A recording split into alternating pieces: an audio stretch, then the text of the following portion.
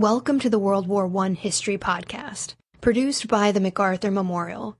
We invite you to follow us on Twitter at MacArthur1880 or find the General Douglas MacArthur Memorial on Facebook. This podcast was sponsored by the Ernst and Gertrude Tico Charitable Foundation.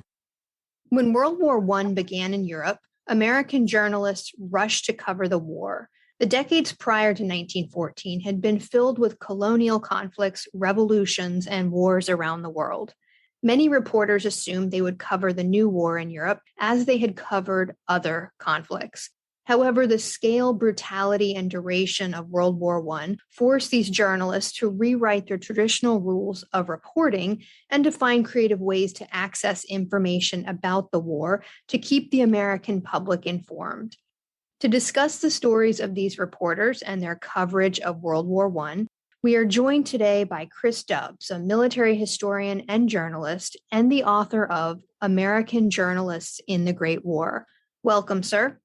Glad to be here. Pleased to talk with you. So set the stage for us. What does the field of American journalism look like just prior to World War I?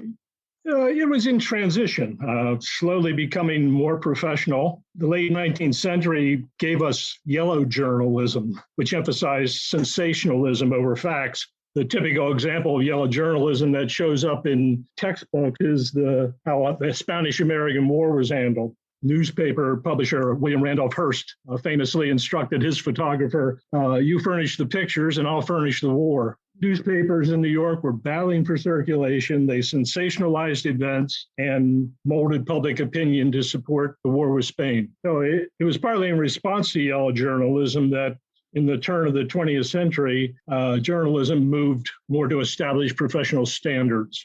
First journalism schools were established. The first journalism professional societies were created.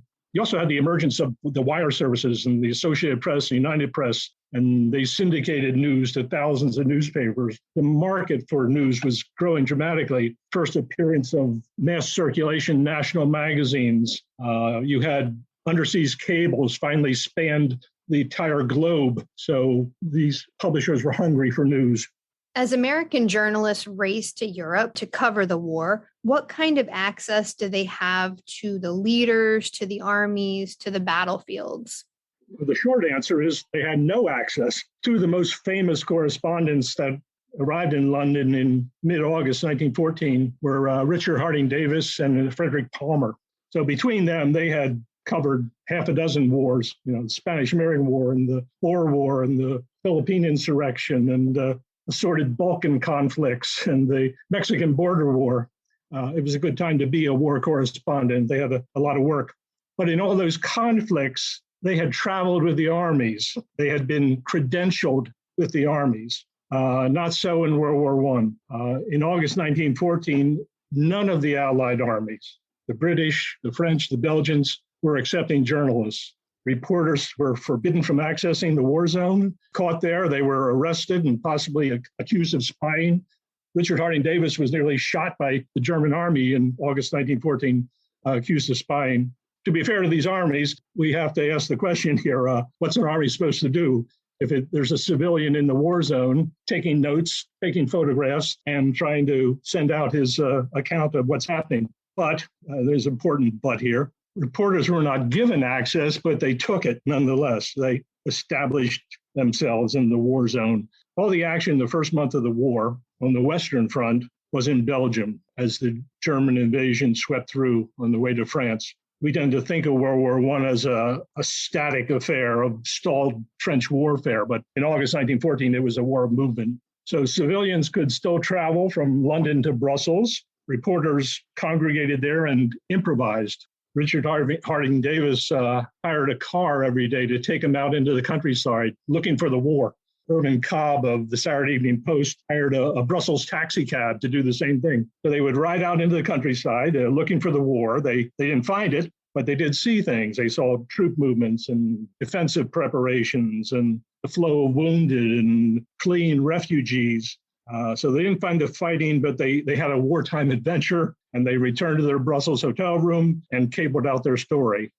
The United States is neutral in 1914, but some parts of the population favor the Allies and other parts of the population favor the Germans. So how do American reporters navigate this? Does it make their reporting more balanced, or are they picking sides based on their readership? I think the figure in 1914 was about 9% of the U.S. population was of German heritage. And there were many German language newspapers that were sympathetic to the German cause. But the reality was that the Allies controlled the flow of news. So consider this. Britain had cut Germany's transatlantic cable in the first days of the war. So Britain controlled and censored all cable traffic from Europe to America. The vast majority of U.S. journalists covered the war from Britain, France, or Belgium. So the news had an Allied perspective.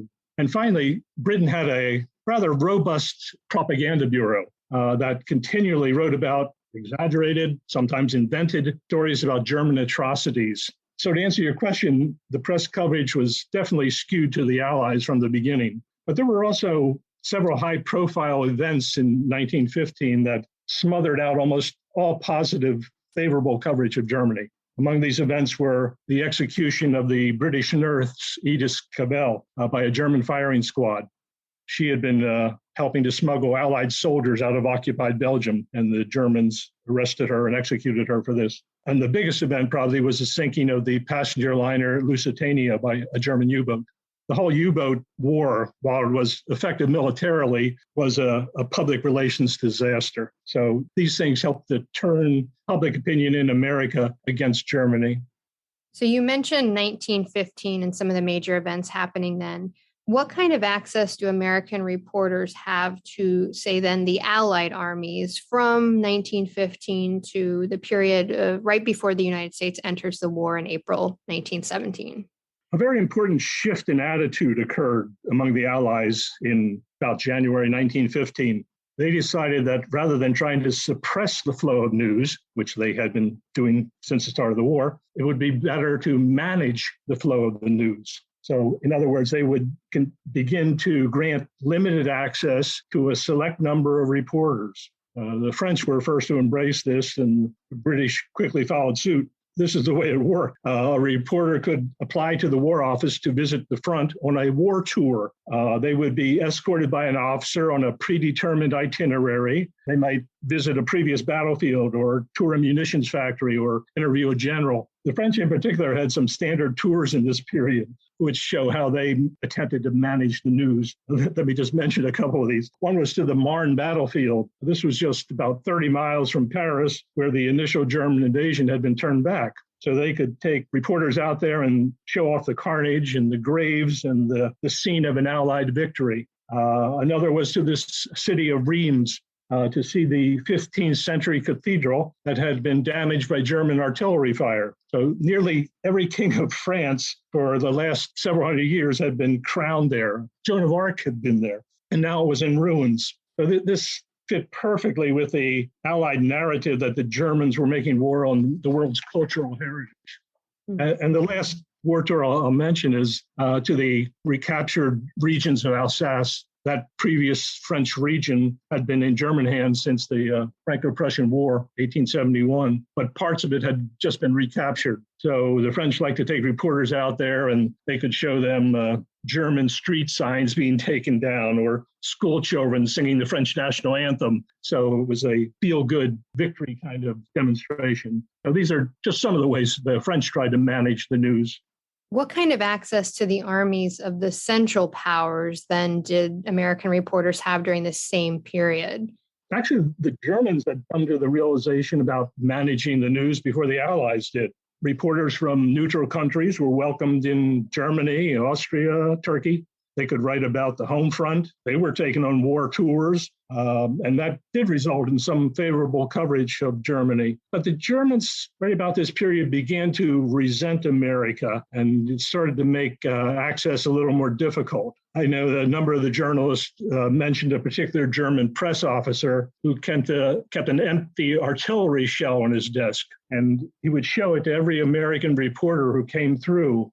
He'd say, "This shell killed some of our soldiers. See here, it is stamped on the bottom, made in USA. So why does a neutral America sell munitions to our enemies?" So that kind of attitude began to get a little stronger in Germany at this time and made it more difficult for reporters to get in there. Now, some of the reporters you cover are outright activists. At least one even advised foreign governments, banks, and monarchs. And can you give us some examples of this? And at the time, were there any ethics concerns about this? Well, the one you're referring to is Chicago Daily News reporter Stanley Washburn. And he's a rather extraordinary case, a unique case. When he went to England in August 1914, he was recruited by the London Times to be their correspondent and sent off to Russia. So he was an American journalist, but now working for a British newspaper. So reporters for the London Times were a very special breed. It's hard to call them just journalists. I mean, they were part journalists, part diplomat, military consultants, and part spy. And there was absolutely zero ethical concerns for them. That was just part of their job description. Whenever they could, in whatever way they could, they were to promote the British Allied cause. So Washburn found himself literally managing the news out of Russia. I mean, he was advising generals and the Tsar. He would literally write press releases for the Russian Secretary of State. And he sat on the Tsar's Military Advisory Council. And he's an American journalist working for a British newspaper. As for other activists, I mean, some reporters had a particular focus, I suppose, a cause that they wanted to champion. Reporter John Reed comes to mind. He was totally in sympathy with the Bolshevik cause in the Russian Revolution, and that tended to skew his reporting. Inez Bouvaziane was such a pacifist in her slant on the news, reporting out of Italy, that she was expelled from the country, went against the narrative of the war. And a number of women war correspondents, too, had a feminist slant to their reporting. They took pains to bring to public attention the enormous role that women were playing in the war. I mean, some women reporters were literally sent to war to get the woman's angle on the war. So I just want to backtrack just for a minute because we were talking about Stanley Washburn. And in the book, you recount this very interesting episode where he is talking with Tsar Nicholas II, and he's talking to him about the value of public opinion and media. And the Tsar has a very interesting response. Can you elaborate a little bit on that? Well, the role of journalists in Russia this time is fascinating. Some of the journalists who meet leaders in the Russian government, these leaders had never before met a journalist, were even vague on the concept of what a journalist was. And in particular, Stanley Washburn tried to convince the Tsar of the importance of public opinion. In other words, how you marshal support for a war or for your war policies. And the Tsar was baffled by the whole concept. What is public opinion? We don't have public opinion in Russia. We have the Tsar's opinion in Russia. So it was interesting how reporters had to work around this in the Russian Empire. So you also mentioned in the book that the British public gets a lot of its war news from American reporters. Why is that? Well, especially in the early years of the war, British censorship was enormously tight. I mean, British reporters were restricted from what they could report. I mean, nothing remotely revealing useful information to the enemy, of course, but nothing negative about the military, nothing that might harm civilian morale. And British reporters generally rode the line on these restrictions. Not so American reporters. They had a much freer hand, especially if they mailed their stories back home rather than sent them over the censored cable. And once a war story had appeared in the American press in a newspaper, British publishers felt free to republish it. I mean, the reasoning went that, hey, we're not disclosing any critical information for the enemy if it's already appeared in the United States in a newspaper. There are even instances of British publishers who had war stories that they could not publish. So they fed them to an American newspaper to print, therefore freeing them up to go ahead and run with it. So it was basically a way of evading government censorship. Once America enters the war in 1917, how does access to the Allied and Central powers change for American reporters?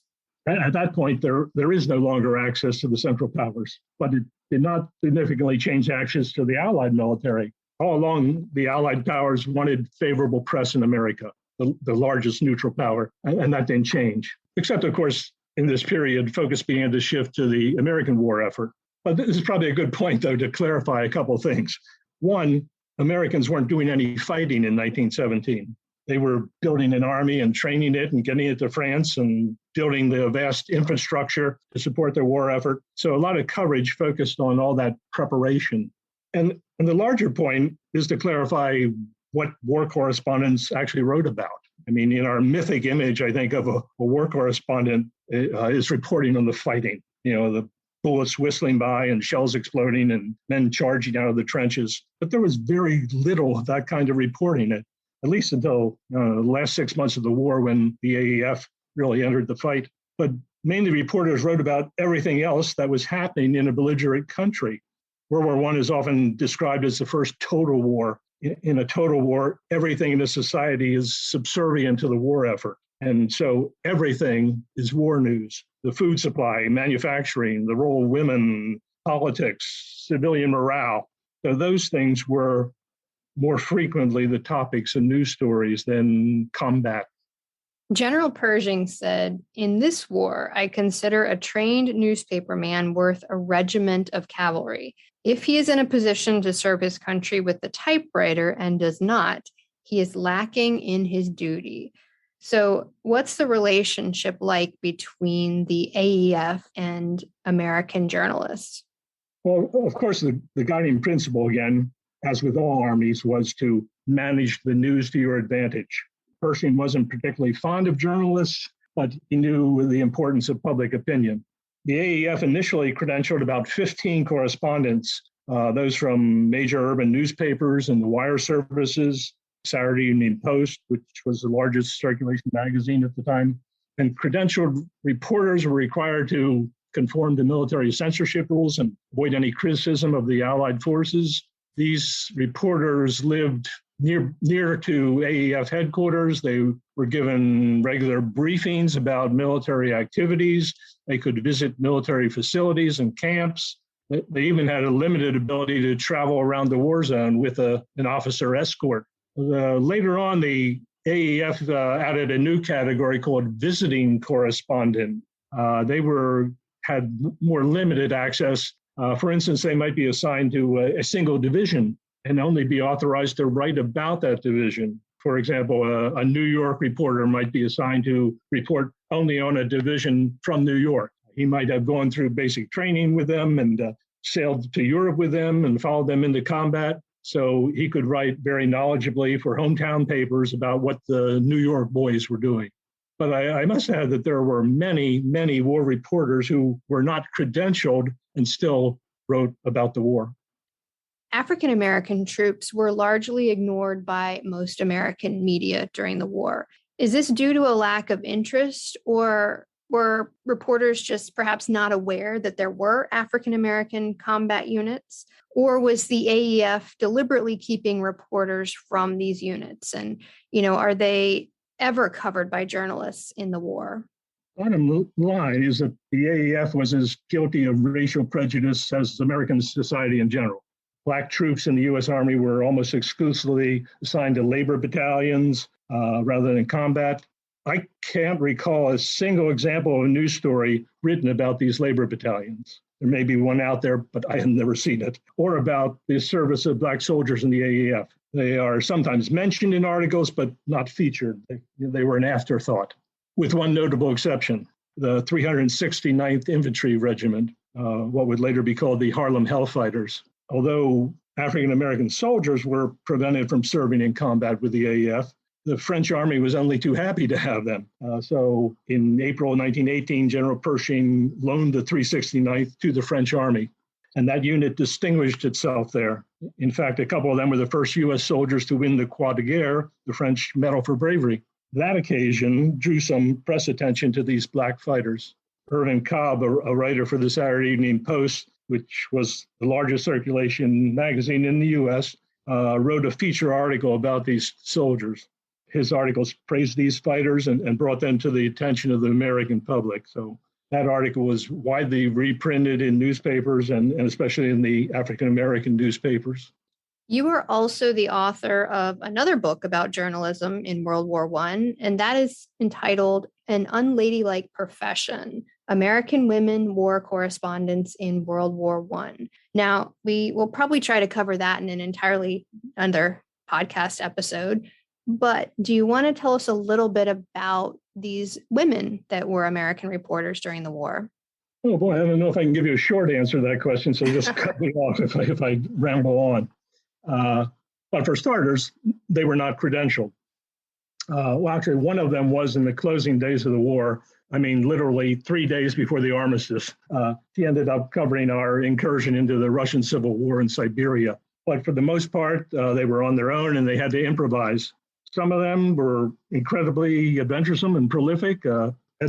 Eleanor Franklin Egan of the Saturday Evening Post comes to mind. She traveled in nearly every belligerent country around the world in search of stories. She was on a ship attacked by a U-boat, risked her life to write about Turkey's Armenian genocide. She was the only reporter to cover the British campaign in Mesopotamia. So she was not credentialed, but she wrote for the largest circulation magazine in America, and that opened doors. Other women reporters found an effective way to get around not being credentialed by volunteering with charitable organizations. So groups like the American Red Cross, the Salvation Army, the YMCA were very active in the war zone supporting U.S. troops. Women reporters would volunteer with them and work in the hospitals and with entertainment units and delivering hot food to men in the trenches, driving ambulances. And this brought them into close personal contact with the soldiers and resulted in some wonderful stories that the credentialed reporters never got a handle on. But if I had to pick one difference that really sticks out for me between the male and female correspondents, it would be how they covered women. No surprise there, I guess. But many female reporters initially were sent to Europe to get the woman's angle on the war. The male reporters would cover the fighting. You go forth and cover the home front, write human interest stories about women and families and how people endured. So coverage early in the war often portrayed women as victims, the loss of husbands and sons, the burden of providing for the family, women and children as refugees. So many stories at this point mention how many women were dressed in the black of mourning. But very quickly, these female reporters began to shift the narrative on this. Women were portrayed less as victims of the war and more as strong, active participants in the war effort. They were playing a huge role in the war, and in the process, they were literally redefining their role in society. This is what interested me so much in writing the book. Women were moving into every sort of occupation on the home front. For the first time, some universities allowed women into their programs in the sciences and engineering. Trade unions, professional societies took their first female members. They worked in the war zone as nurses and doctors and ambulance drivers and with charitable organizations. In Russia, they served in combat. So these were all great stories. I like the way one female reporter summed it up. Nothing that anyone ever said about women before August 1914 goes today. Everything they said she wasn't and she couldn't and she didn't, she now is and she can and she does. So not to shortchange any of the other great reporting that women did in the war, and there was a lot, but for me, this is the biggest single story. Interesting. Any final thoughts on American journalists and the Great War? I often get the question, though, why do I write so often about World War I journalists? What's the importance of the topic or the relevance to 2021? I guess because I think that what happened with the war news in World War I is foundational to everything that followed. World War I was literally a 4-year experiment in how to report war news and how to control it. Those strategies and practices were largely duplicated in World War II and other wars since. But having said that, the reporting of World War I was also a product of its times. The technology, the state of the journalism profession, the news industry, and all that is changing by the hour. I mean, maybe in future conflicts, the important role will be played by internet bloggers or anonymous citizens with cell phone video. Well, they already are playing that role, instantaneously reaching tens of millions of people around the world. But for me, the common denominator 100 years ago and now are the courageous individuals who put themselves at risk to report the facts, the professional journalists, the citizen journalists, and those are the people I'll continue to write about. Well, thank you very much for joining us today. Glad to be with you. Thank you for listening. If you have questions, suggestions, or comments, we want to hear from you. You can find us on Twitter at MacArthur1880, on Facebook as the General Douglas MacArthur Memorial, or you can email MacArthurMemorial@norfolk.gov.